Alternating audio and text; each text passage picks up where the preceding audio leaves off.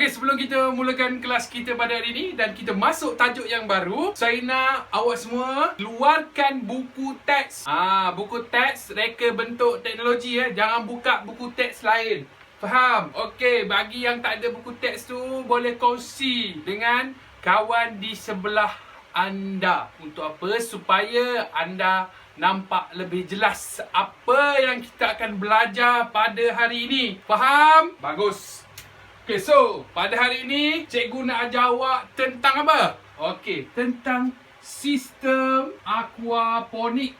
Okay, sistem aquaponik. Saya rasa semua pernah dengar apa itu sistem aquaponik, betul? Okay, bagus. Okay, so sebelum kita mulakan, cikgu nak terangkan apa yang kita akan belajar pada hari ini. Okay, yang pertama, awak kena tahu maksud sistem aquaponik. Yang kedua, tujuan sistem aquaponik ini. Yang ketiga, kitaran aquaponik. Sistem kitaran aquaponik itu macam mana? Yang keempat, kita akan belajar reka bentuk aquaponik. Yang kelima, kita akan belajar kelebihan reka bentuk aquaponik. So, saya nak awak semua fokus ya apa yang saya nak ajar pada hari ini. So, kita akan mulakan dulu dengan maksud aquaponik. Okey, maksud dia. Okey, aquaculture dan juga hidroponik. Okey, siapa tahu aquaculture? Okey, bagus Afiq. Hidupan di dalam air. Okey, ini adalah aquaculture. Hidupan di dalam air. Tetapi di dalam sistem aquaponik ini, dia lebih kepada ternakan ikan. Okey, ingat aquaculture adalah hidupan di dalam air. Tetapi dalam sistem aquaponik ini lebih kepada ternakan ikan. Okey, bagus Afiq. Okey, yang seterusnya adalah hidroponik. Apa itu hidroponik? Siapa boleh jawab? Angkat tangan. Okey, Hazalina. Apa dia? Okey, tanaman tanpa menggunakan tanah. Okey, pandai Hazalina, bagus. Okey, tanaman tanpa menggunakan tanah. Okey, so apa kaitan hidroponik dengan aquaponik ini cikgu? Okey, ini yang saya akan beritahu. Okey, gabungan kedua-dua ini akan bentuklah iaitu sistem aquaponik. So, gabungan daripada aquaculture iaitu hidupan di dalam air dengan hidroponik iaitu tanaman tanpa menggunakan tanah.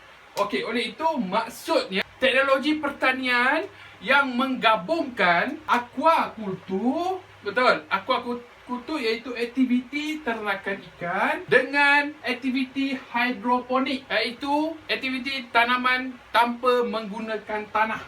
Itu adalah maksud sistem aquaponik. Okey, seterusnya, di dalam sistem aquaponik ada terdapat 3 unsur utama. Okey, siapa boleh bagi jawapan 3 unsur utama? Okey, yang pertama, siapa? Amalina. Okey, bagus. Bakteria. Yang kedua, siapa? Kamal. Okey, bagus Kamal. Yang kedua, tanaman atau tumbuhan. Yang ketiga, apa? Okey, bagus Azli, ikan. Okey, ini merupakan 3 unsur utama di dalam sistem aquaponik. Seterusnya kita akan pergi kepada tujuan. 1. Siapa boleh bagi? Menjimatkan penggunaan tanah. Betul. Okey, yang kedua. Okey, pandai. Dapat makan ikan dan sayur. Betul, betul. Okey, yang ketiga. Siapa boleh bagi lagi? Apa lagi? Menjamin kualiti air. Betul sekali. Semua jawapan awak tadi adalah betul. So, apakah tujuan sistem aquaponik ini? Iaitu menjimatkan penggunaan tanah. Kerana sistem aquaponik ini tidak menggunakan media tanah. Okey, yang kedua adalah dapat menghasilkan makanan secara serentak iaitu ikan dan juga sayur-sayuran. Okey, yang ketiga menjamin kualiti air. So, sistem aquaponik ini menggunakan sistem kitaran. Sekejap lagi kita akan lihat bagaimana kitaran air ini boleh membersihkan air dan menjaga kualiti air itu. Kita akan pergi ke subtopik yang seterusnya iaitu sistem kitaran aquaponik. Sebelum kita meneruskannya, saya ingin bertanya beberapa soalan. Saya nak lihat sama ada awak faham ataupun tidak apa yang saya ajar sebentar tadi. Okey, so saya nak bagi siapa yang nak jawab, angkat tangan dan berikan jawapan anda. Okey, yang pertama, apakah yang dimaksudkan dengan sistem aquaponik ataupun definisi aquaponik? Okey, dipersilakan. Haziq, apa jawapan anda? Okey, bagus. Betul jawapan anda. Okey, yang seterusnya. Soalan yang seterusnya, saya nak orang lain pula ya. Okey, apakah tujuan utama aquaponik? Okey. Persilakan. Camelia, bagus Camelia. Okey, jawab Camelia. Apa jawapan anda? Okey, terima kasih. Betul jawapan anda. Itu merupakan tujuan aquaponik. Okey, soalan seterusnya, nyatakan 3 unsur utama dalam sistem aquaponik. Okey, Kamal, apa dia? Okey, betul. 3 unsur utama dalam sistem aquaponik adalah ikan, bakteria dan juga tumbuhan. So, sekarang ni kita akan pergi ke proses kitaran yang terdapat dalam sistem aquaponik ini. Macam mana proses kitaran itu berlaku? Okey, seperti mana yang saya cakap tadi, saya terangkan tadi, terdapat unsur utama dalam sistem aquaponik, iaitu ikan, tumbuhan dan juga apa? Bakteria. Okey, saya nak tanya, bakteria itu ada di dalam mana? air. Okey, pandai. Bakteria terdapat di dalam air ini. Okey, so bagaimana cikgu dia punya proses kitaran dia? Okey, saya nak bagi tahu. Okey, ikan ini mengeluarkan amonia dan urea yang mempunyai kaya nutrien. Okey, so amonia dan urea yang keluar daripada ikan ini akan diurai oleh bakteria. Untuk dijadikan bahan yang mudah diserap oleh tumbuhan, iaitu nitrat. So, lepas diurai, nitrat ini akan naik ke atas dan akan pergi ke setiap pokok ini ataupun setiap tumbuhan ini dan akan diserap oleh tumbuhan tersebut. Dan air yang membawa nitrat tadi akan turun ke bawah semula dan ditapis oleh akar-akar tumbuhan ini, dan air yang bersih akan turun ke bawah, and then air yang bersih itu akan turun semula ke dalam akuarium ini untuk memberikan oksigen kepada ikan. Okey, faham? So, dia akan berkitar dan terus berkitar. Itu adalah proses kitaran sistem aquaponik. Dari ikan ini naik ke atas dan dia turun semula. Itu adalah merupakan perkaitan antara ikan, bakteria dan juga tumbuhan. Okey, harap awak faham. Okey, so seterusnya kita akan pergi kepada cara pelaksanaan sistem aquaponik ataupun jenis sistem aquaponik. Okey, jenis sistem. Okey, jenis ataupun cara pelaksanaan dia lah. Okey, yang pertama adalah aquaponik secara takungan. Yang kedua adalah aquaponik secara kitaran. Okey, so ada 2 jenis ataupun cara pelaksanaan sistem aquaponik, iaitu yang pertama adalah aquaponik secara takungan dan juga aquaponik secara kitaran. So, kita akan belajar apa itu takungan, apa itu kitaran. So, kita akan pergi kepada takungan terlebih dahulu. So, takungan adalah sistem aquaponik yang tumbuhannya duduk di dalam satu bekas yang sama. Okey, ianya duduk dalam satu bekas yang sama. Yang seterusnya, saya nak bagi nampak perbezaan. So, saya buat kat sini secara kitaran. Okey, kitaran ini pula adalah kitaran. Kitaran, ingat, dia menggunakan 2 bekas ataupun 2 tangki yang meletakkan satu ikan dan juga satu lagi tumbuhan. Air akan disedut naik ke atas dan masuk ke dalam bekas tanaman ini, dan kemudian ianya akan turun semula ke bawah. Itu yang dimaksudkan kitaran. Ianya menggunakan 2 bekas yang berbeza. Okey, saya harap awak boleh faham perbezaan ini. Okey, seterusnya kita akan pergi kepada reka bentuk aquaponik, reka bentuk sistem aquaponik. Okey, reka bentuk sistem aquaponik. Ada terdapat beberapa jenis reka bentuk. So, yang pertama, sistem raft. Pandai. Yang kedua, siapa boleh beri jawapan?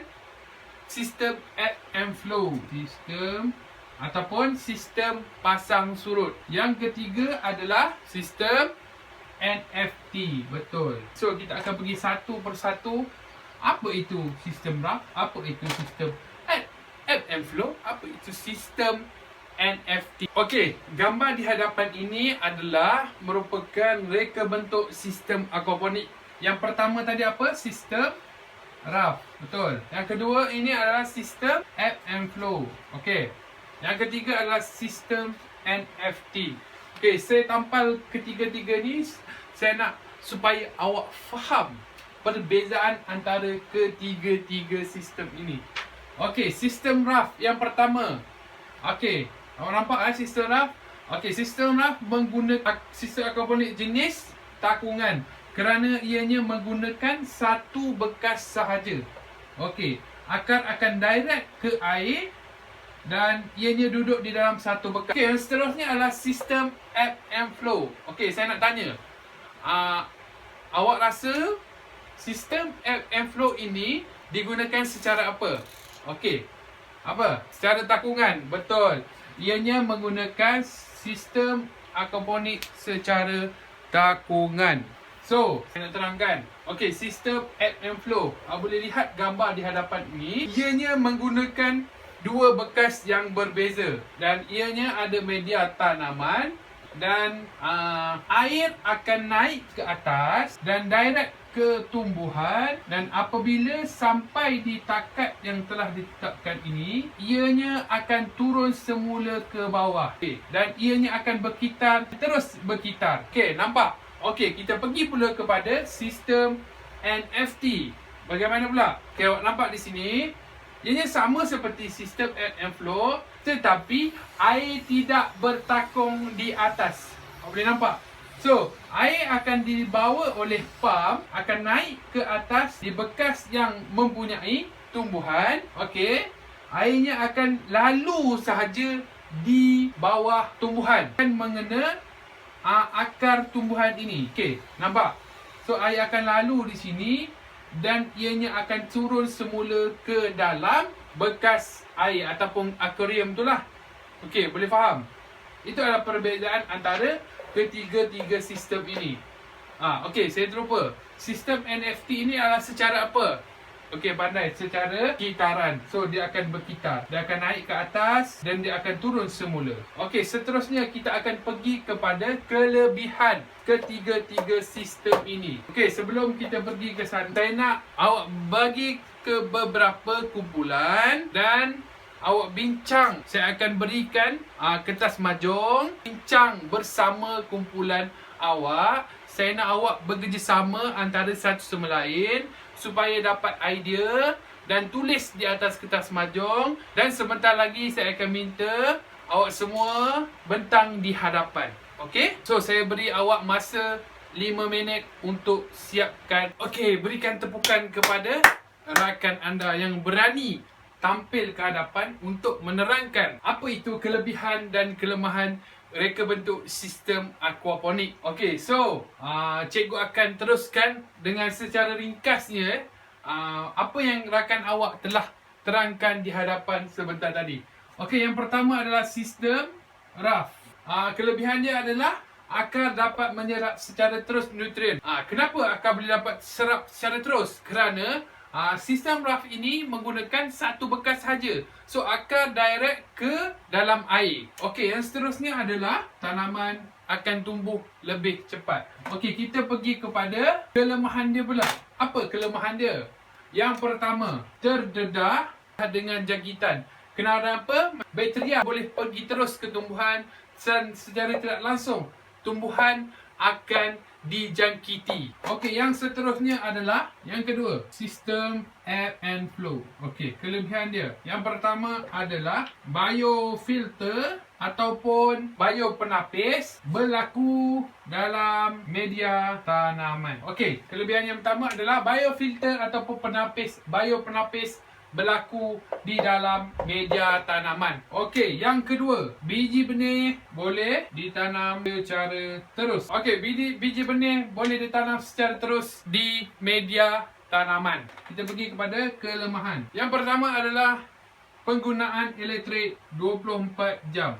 Kenapa? Pam air digunakan 24 jam untuk mengairi air naik ke atas. Yang kedua adalah perlu beri penekanan pada loceng sifon. Okey, dalam ebb and flow ini terdapat loceng sifon yang membolehkan air itu turun secara automatik. Okey, sekiranya loceng ini rosak, ia akan menyebabkan air melimpah. Ia akan menyebabkan kerosakan lah. Okey, seterusnya kita akan pergi kepada sistem yang terakhir, iaitu sistem NFT. Okey, kelebihan yang pertama, sistem NFT. Apa dia kelebihan pertama? Okey, kelebihan yang pertama sistem NFT ialah air yang sedikit. Okey, penggunaan air yang sedikit untuk mengairi tanaman. Mengapa?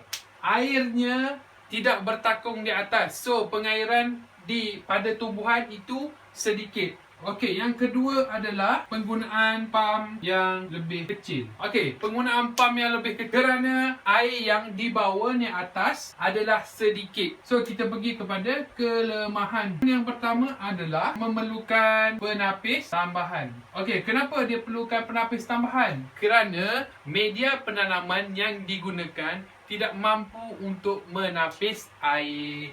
Okey, yang kedua adalah biji benih tidak boleh ditanam secara terus.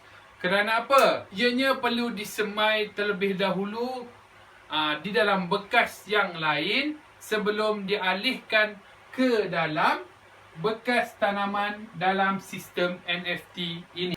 Okey, itu saja saya rasa pembelajaran kita pada hari ini. So, sebelum kita tamatkan kelas ini, saya ingin bertanya beberapa soalan untuk menguji tahap kefahaman anda tentang apa yang telah cikgu ajar sebentar tadi. Okey, bagi yang ingin menjawab soalan, sila angkat tangan dan kemukakan jawapan anda. Okey, yang pertama, soalan yang pertama. Okey, apakah 3 unsur yang paling penting dalam sistem aquaponik? Okey, siapa yang ingin jawab, angkat tangan. Okey, bagus. Afiq jawab dahulu sebab dia angkat tangan dahulu. Okey, apa Afiq? Okey, betul. 3 unsur utama iaitu yang pertama apa tadi? Bakteria, yang kedua ikan dan yang ketiga adalah tumbuhan. Okey, soalan seterusnya. Apakah jenis sistem aquaponik yang terdapat dalam tajuk ini? Okey, siapa boleh jawab? Okey, Nurmi. Bagus Nurmi. Okey, jawapan anda apa Nurmi? Okey, betul. Yang pertama adalah secara takungan dan yang kedua adalah secara kitaran. Okey, bagus. Okey, soalan yang seterusnya adalah sistem yang manakah membolehkan tanaman tumbuh dengan cepat? Okey, siapa nak jawab? Okey, Kamal. Bagus Kamal. Angkat tangan terlebih dahulu. Okey, Kamal, apakah jawapan anda? Sistem raft. Bagus. Jawapan anda betul. Sistem raft membolehkan tumbuhan tumbuh dengan cepat. Okey, soalan yang seterusnya. Okey, apakah kelebihan yang terdapat dalam sistem NFT? Okey, siapa boleh beri jawapan? Okey, Aisyah. Apa jawapan awak? Okey, betul. Penggunaan pam yang lebih kecil. Okey, itu saja soalan daripada cikgu. Okey, seterusnya cikgu nak awak balik rumah,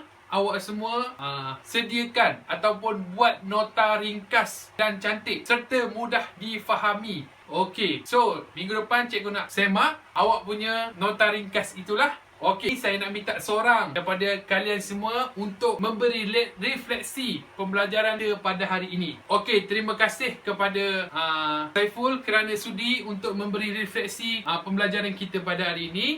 Oleh itu, saya rasa setakat itu saja pembelajaran kita pada hari ini. Semoga segala ilmu yang telah disampaikan awak dapat manfaatkan, awak faham dan boleh digunakan untuk masa yang akan datang. So, minta seorang wakil untuk baca doa sebelum kita tamatkan kelas kita pada hari ini. Okey, terima kasih. Assalamualaikum warahmatullahi wabarakatuh dan salam sejahtera.